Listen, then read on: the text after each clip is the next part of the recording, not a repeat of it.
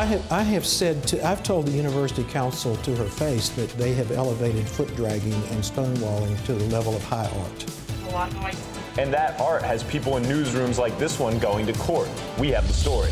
Students finally get their way when it comes to gender-neutral housing. We have the latest. Football season's over, so how would you rate the season? Sports reporter Will Reimer makes the grade. Carolina Week starts right now. From the UNC School of Journalism and Mass Communication, covering Carolina in HD, this is Carolina Week. It seems to happen all the time. The university in court fighting demands for what the news media call public records. There have been all kinds of cases. I'm Alex Giles. And I'm Landon Dowdy. Remember the one where the university claimed it could withhold records of parking tickets? Critics are calling that case and others part of a culture of stonewalling. Avery Harper reports. Editor-in-chief of the Daily Tar Heel, Andy Thomason, and his staff finally settled with the university after a 2-year legal battle for access to documents he says were critical to the public's right to know. So we didn't savor the opportunity to sue the university like some people might think that we did. We just felt that we were doing what was right. But the settlement hasn't made getting public records from the university any easier. Thomason says he's been waiting for another record from the university for more than a year. It's almost not worth it to even pursue it anymore because when I get it, it's not going to tell me anything I didn't already know. Thomason and his staff aren't the only ones waiting on documents, and some in the media think the delays may represent the culture of the university. Hugh Stevens is an attorney who represents news organizations. He and his clients have sued the university for access to records related to the football academic scandal and other issues. He says UNC has a history of resistance when it comes to disclosing open records. I've told the university council to her face that they have elevated foot dragging and stonewalling to the level of high art. University System Communications Vice President Joni Worthington refused to go on camera, but says the university decides which documents to disclose carefully because violation of federal privacy laws could result in a loss of federal funding. Stevens disagrees. It hasn't happened. It wouldn't happen unless you had a systematic and purposeful violation of the law, and clearly that's not in the cards here. Dr. Kathy Packer is a UNC professor and the director of the Center for Media Law and Policy. She says other than being ordered to pay attorney's fees, there aren't legal penalties for public institutions which fail to disclose public records. If there are no penalties for disobeying the law, then why would you obey it? Thomason says the university's sluggish response to public records requests can interfere with the Daily Tar Heel's mission to inform the university community. It's a real shame that this university is such a monstrous bureaucracy that is so against really basic attempts to examine its inner workings. In Chapel Hill, I'm Avery Harper. An educated workforce is good for the economy. The low unemployment rate for the college-educated may be evidence. And the UNC system wants more college grads in our state. A lot more. Crystal Key is a UNC senior from Wilmington. She's majoring in environmental health science and will graduate this spring. I actually felt like it hasn't even been a question to not get a college degree. It's kind of been the social expectation nowadays. Like after high school, go get your college degree. So I've always planned on it. Key will soon join the 28% of North Carolinians the UNC system says have obtained a college degree. The UNC system's 28% statistic accounts for all North Carolina residents ages 25 to 64 who have attained a 4-year degree. But now the system and the state would like to see that number reach 32% by 2018. UNC System Strategic Directions Committee member Kevin Kimball explains why. People come to the Triangle, people come to North Carolina because we do have such a great educational system, because at least on the higher education level. You know, people come here because we have the graduates, because we have some of the most educated cities in the United States, because we can support their industry. And UNC economics professor Boone Turchie says the state needs more educated workers. The next 50 years is going to require a lot higher level of educational achievement just in order to maintain competitiveness. You don't have a high quality labor force, you're not going to get the kind of jobs we want. As for Crystal Key, she will help the state get to that new 32% attainment goal. She already has a job after graduation. From my personal experience, I feel that my position that I would have after graduating with the UNC Water Institute would probably not be attainable without a college degree. Kevin Kimball says the UNC system will improve those numbers by focusing on specific degrees. He says the system also needs to do a better job with targeted populations that could perform better in the classroom and later in the workforce. After a year of lobbying the UNC Board of Trustees, starting next fall, students will have the option to choose gender-neutral housing. Reporter Johnny Gill followed the campaign as it unfolded. For thousands of UNC students, a dorm like this one is a home away from home. But behind closed doors, it could be an isolated and unpleasant experience. For students like Addison Evans, who doesn't identify with any gender, this experience has included harassment. What it would be like to have a roommate harass you so much and so terribly that you don't feel comfortable in your own room. You can't eat in your room, you can't sleep in your room, you can't do homework in your room. It's a real pain in the butt. A campaign led by the Lesbian, Gay, Bisexual, Transgender, and Queer Center has tried to tackle this issue. Last year, Chancellor Holden Thorpe turned down a proposal to offer UNC students gender-neutral housing. Terry Phoenix. We were told that if we wrote a proposal and we worked with housing to develop a plan that could be implemented, that the chancellor would consider it. And so that's what we did all last year. But there was more than a proposal. Students leaders organized a sleep-in at the Campus Y. It was all about awareness. Kevin Claiborne. In order for us to make this a community accessible and equal for all students, we have to keep pushing. Then there was a march to the Carolina Inn and the site of a Board of Trustees meeting.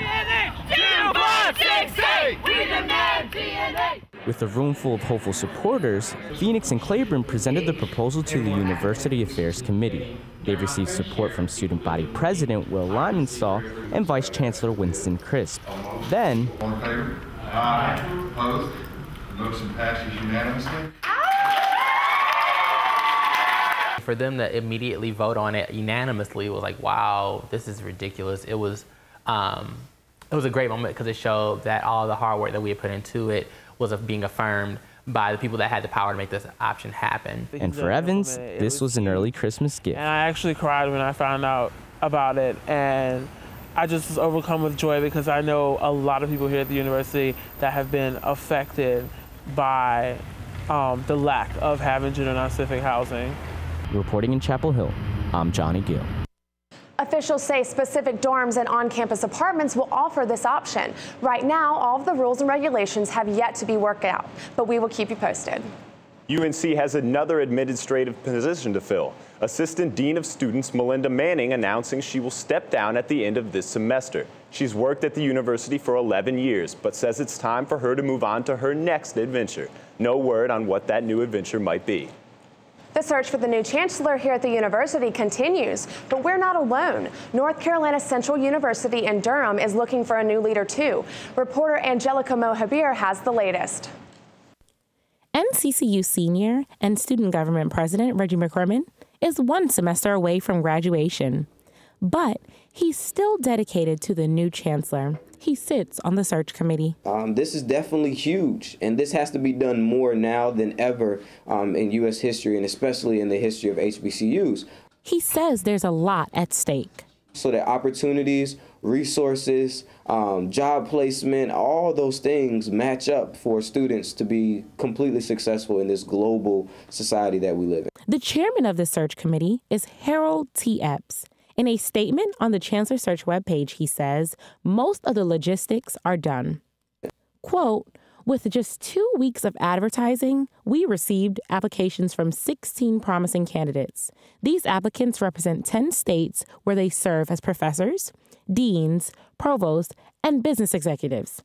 12 additional prospects have expressed serious interest. So, what do students think? I think the students do care, but I would definitely like to see them show their concern and express their thoughts into this, as well as numerous other issues and just so many different ideas and concepts around the campus. The search committee has created a survey students can take to voice their opinions. Reporting in Durham, I am Angelica Mohabir.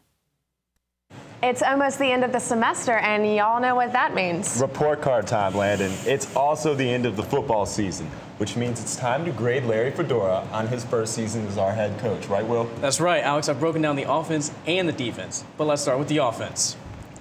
Fedora's offense gets an A+. The offense broke so many records, I can't even list them all. Points, total yards, passing yards. The rain couldn't even stop the Heels this season. You see Quinshaw Davis score against Idaho earlier this season. You look at individuals like Bren Renner. He set school records for completions, passing yards, and touchdowns, getting all 3 of those stats on this TD grab by Sean Tapley. Davis set school and conference records for a freshman wide receiver in both receptions and yards. And Eric Ebron had the most catches for a Tar Heel tight end in school history with 40. And guess what? I haven't even mentioned Gio Bernard yet. He's this season's MVP and gets an A-. Fedora really used him well this year. He was a Heisman Trophy contender. Bernard had the second most all-purpose yards in school history in only 10 games. But that's why his grade comes down a little bit. He wasn't very durable, missing 2 full games, both of which UNC lost, and action from several other games. But let's not forget what he did in the return game, single-handedly beating NC State. Man, I can just watch this video over and over again. But you know what? The offense broke all those records in only 12 games this season. Now it's because of the bowl ban. They were certainly fun to watch, Will. Those are some pretty high grades you gave them, too. Yeah, the offense deserved it. And you know what? The defense is going to deserve their grade, too. Let's look at them. The defense gets a D+ this season. I hope I don't see that on my transcript. The Heels gave up 308 points. 308. 68 of those points came against Georgia Tech. It's unacceptable. They had 2 weeks to prepare for the Yellow Jackets. The secondary was particularly weak, giving up more than 3,000 yards through the air. 3,000 yards. And Kevin Reddick, he's the MVP of the defense. The senior linebacker gets a B for his play this season. He had the second most tackles on the team, and he led the team in both tackles for loss and sacks. He was the captain of the defense, and the defense played so poorly this year, that brings his grade down just a little bit. But here's the overall grade for Fedora and his coaching staff in their first year in Chapel Hill. They get an A-. They had some positives. Here are some positives. Fedora's Heels won the Coastal Division. He had 8 wins, the most for a first-year Carolina coach since John Bunting in 2001. Let's hope it doesn't turn out the same way it did for Bunting. He beat State, which got Tom O'Brien fired, and we already talked about his record-setting offense. Some negatives for this season are the loss to Duke and the porous defense. And there's talent on that defense too, Alex. Butch Davis's players and several NFL prospects, so they should have performed a lot better than they did. Absolutely. Football should be fun like that, Will. But you know what? Basketball last night was not fun. That's right. The offense was very fun, but Indiana basketball wasn't, but we'll get to that later in sports. Thanks for it, Will. We'll be looking forward to it. You're welcome. The work could cost you more. Big changes in the Park and Ride program. That's coming up. Connect with us online by liking the Carolina Week Facebook page and following us on Twitter at Carolina Week UNC.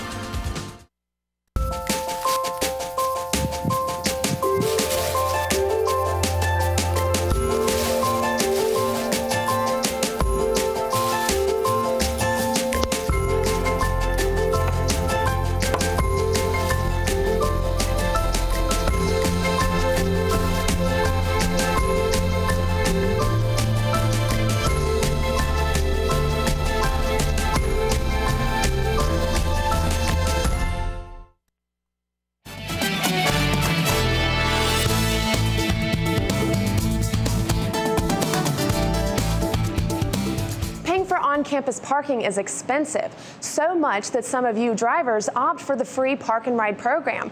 But next year, that option will cost. Sefe Makpai has the story. When Laura Marshall moved here from San Francisco, she knew she'd have to commute to campus to pursue her master's at UNC. Back in California, Marshall paid more than she said she can calculate for transportation. I tried to figure it out. I think it cost maybe $12 a day for me because you had to pay to park. And you had to pay to ride, and the further you rode, the more the fee was for riding. So to me, it's still a pretty good deal. The good deal Marshall's referring to is the fee that will start next school year, $227. That's the minimum riders will have to pay for a year-long pass. And although Marshall describes it as still a good deal, Joellen McBride said this about grad student reactions. I mean, most students were disappointed because it's just an extra burden on graduate students that decided to live off campus or further away from campus, maybe to save on rent and other cost of living expenses. So what's the alternative of using the free park and ride? Drivers use decks and pay lots like this one, where the price of one parking pass can range from $300 to upwards of $1,000.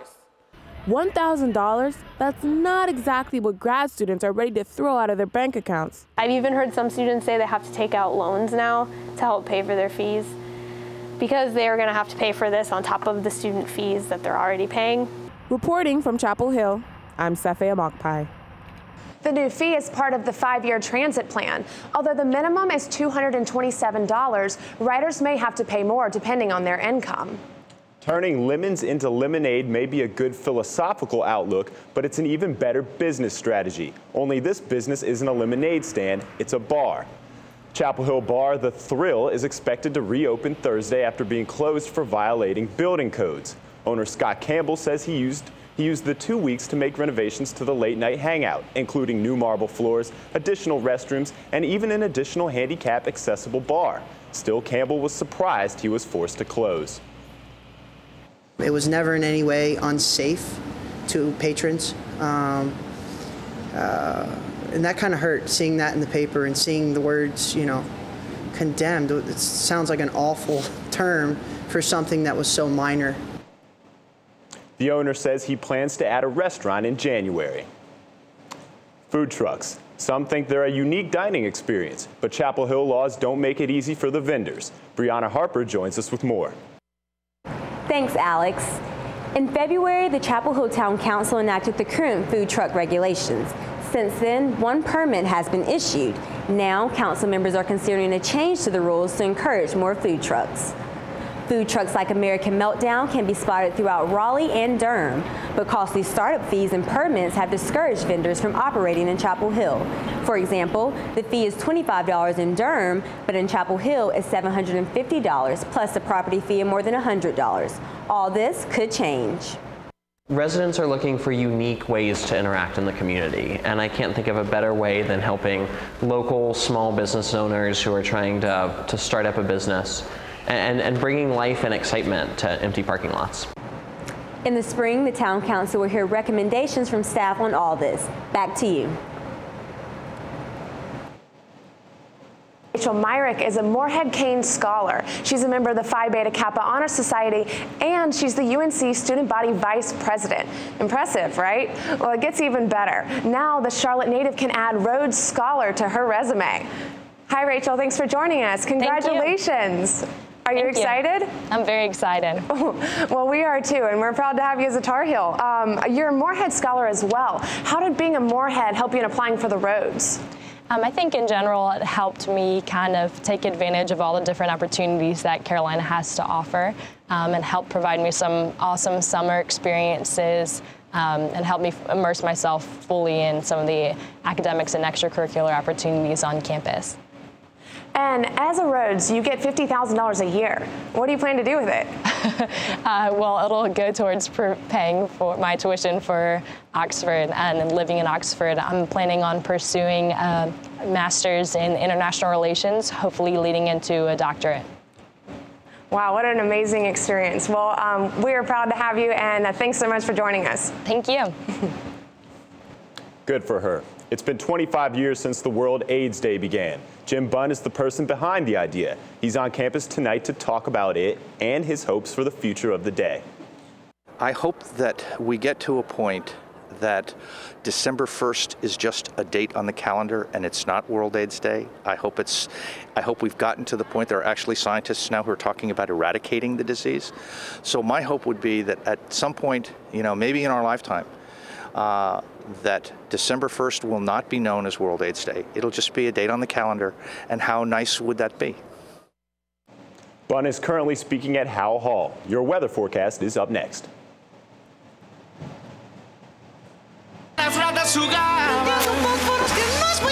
Escucha Smokey antes de tratar. Solo tú. No juegues con fósforos, no juegues con fuego. No hay nada pero un pobre conejo asustado a un pobre ratón sin casa en que vivir. Si un hermoso bosque es lo que deseas, no juegues con fósforos, no juegues con fuego. Solo puedes prevenir los fuegos forestales. ¡Fuego!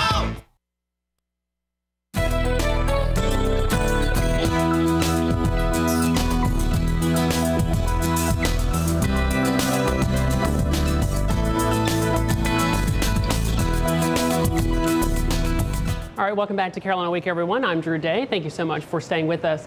As we go ahead and take a look at your weather headlines, it was chilly out there today. We had a high of 53 degrees outside. We also had some sunny skies across the area. We cleared out after the front that moved through yesterday. And we'll also see some returns to the 60s and 70s. So it'll definitely be getting warm around the area as we head into the next several days. Certainly better, I think, than the 50 degrees that we had out there today. As we take a look at the satellite across North Carolina, you can see there's really not much to talk about. There's, again, just a few little harmless clouds across the area in the northern part of the state earlier this morning, but those quickly burned away as the sun came out earlier this morning. And as we back out now and take a look at the nationwide picture, you can see there's not a lot of cloud cover out here in the Midwest either, and that's because we had this high pressure system centered across the central part of the nation, and this high pressure system will really be playing a major role in our weather for the next several days. I'll go ahead and show you how that high pressure system is affecting us right now. We have this high pressure system, again, centered in the central part of the United States, and really what's happening is around high pressure systems, winds rotate clockwise around them, so the winds are moving just like this, and so that means that colder air from the north is being filtered into the state right now as this high pressure system centered to our west. But what we really want is that high pressure system to be to the east of us so that we can get on the backside of this and so that warmer air can move into the state. Now, as we take a look at Thursday, you can see that we'll have this high pressure system move just a little bit further to the east, and with it centered over us like this, right under the high pressure system, there's really not a lot of winds, and so with no cool air moving in or warm air moving in from the south, that means that our air that we have across the area today will be the same air that we have across the area tomorrow. So we're forecasting a high of 54 degrees tomorrow after a high of 53 degrees today. That sounds pretty reasonable. And as we take a look at Thursday, we'll have this high pressure system move further to the east, and that means that we'll start to have some warmer air move into the region. So overnight tonight, expect to see temperatures right around 30 degrees with clear skies and light winds. For tomorrow, expect 54 degrees for a high, again with sunny skies once again across the area. And as we break tomorrow down just a little bit further so that you know what to expect throughout the day, by 8 a.m. expect temperatures to be right around 31 degrees, 48 by noon, and then if you have any evening plans, it'll be 41. So you definitely want to have that jacket with you throughout the entire day tomorrow. But as we take a look at the 5-day forecast, for Thursday, again 54 degrees, but we'll be back into the 60s for Friday, and then 68 for Monday, but we very well could be 70 degrees. I just didn't have the guts to go 70 degrees just because it'll be December. So this is definitely some unusually warm air. I'm liking it. I'll say, Drew, 70 degrees, I'll take that. Yeah, it's definitely nice. Thank you, Drew. All right, thanks so much. More than just a game, much more. That story is coming up. When tragedy struck Indonesia and Haiti, the world responded. The famine, war, and drought affecting the Horn of Africa right now is larger than both these crises combined, and the world should be paying attention. Text a donation of $10, but do more than donate. Forward the facts to everyone you know. Forward from our site, forward on Facebook, and forward on Twitter. We are the relief.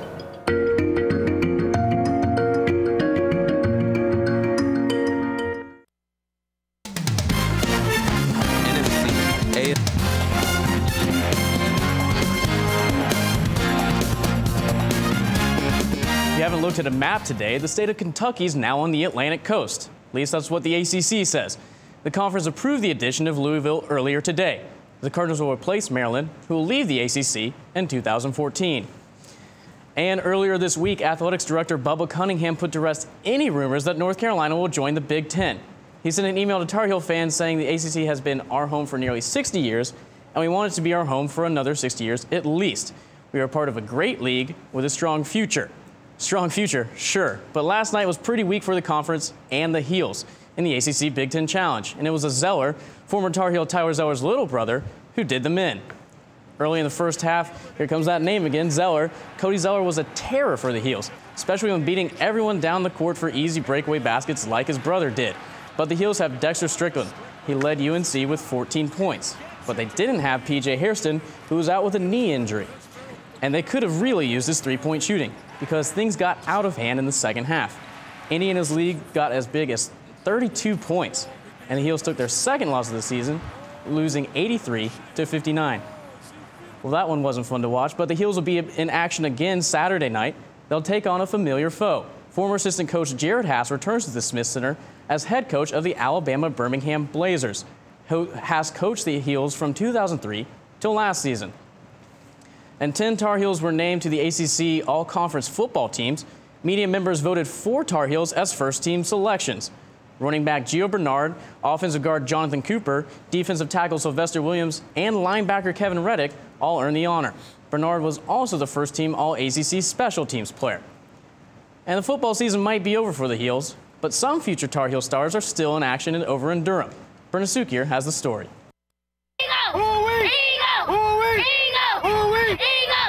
Meet the Durham Eagles. It's a nonprofit organization that teaches children the values of discipline, self-respect, and especially success through playing football. Don Jones started the Eagles in 1993. Its aim? Keeping kids off the street and on the field. Started out, it was just going to be a football program. You know, we were going to teach kids football and go from football to, you know, other sports and, you know, transition like that. But it was pretty quick that you found out that, you know, the kids are looking to you for a lot more than that. Volunteers like head coach Antonio Beatty give up time every week to train the Eagles, and they do more than just run drills on the field. I make sure they bring me their report cards and their progress reports. I even go visit the kids in school. 7-year-old Tashawn Smith says being part of the Eagles has helped him in school. It helps you in school by staying focused. You can learn more, and your grades can be better. And Smith's mother has also noticed an improvement in her son's academic performance thanks to the Eagles. Teachers tell me that, you know, he's doing a good job, and I just figured that with sports and academics, they, you know, pretty much go hand in hand. Smith's dream? To play football professionally. Jones says that's what makes the program work. Football is just a magnet. It gets them here, gets us an opportunity to be in front of them, give them a chance to make some, you know, talk to them about making good decisions. And whether or not any of these Eagles end up in the NFL or the NCAA, it's clear they're flying high. In Durham, I'm Brenna Sukier. Those kids look more athletic than I am. Now, several Tar Heel teams are in the hunt for the national title. The defending champion men's soccer team can get a little revenge for the basketball team. Carolina plays Indiana Friday at Fetzer Field. The women's soccer team, they're obviously pretty happy about getting into the College Cup. You can see their excitement right there. It's the first time they're in the soccer's version of the Final Four since 2009. The Heels also play Friday, but they'll be out in San Diego looking to knock off #1 Stanford for a spot in the national championship. And the volleyball team is just starting its tournament. Carolina's in Iowa Thursday to face California in the NCAA tournament for the 3rd straight year. The teams have split the past 2 meetings. You know what, Alex? That means there's 3 teams in the hunt still for a national championship. 3 possible national championships. You know what? I'd just be happy with 1, Will. Me too. Thank you, man. Thanks, Will. Remember these? They're back. More after this. If you have a story idea, call Carolina Week at 919-843-8292 or email us at carolinaweek@unc.edu. And if you have questions about this program, write to us at Carolina Week, Campus Box 3365, UNC-CH, Chapel Hill, North Carolina 27599. Be sure to check out Carolina Week online at carolinaweek.org.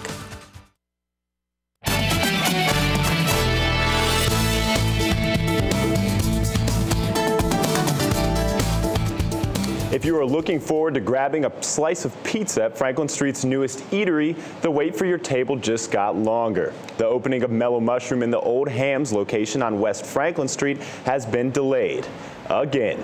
Owners had hoped to have the restaurant up and running back in August, but complications associated with the discovery of a sewer line beneath a patio pushed construction back by at least 4 months. Now, owners say they hope to open the restaurant in February.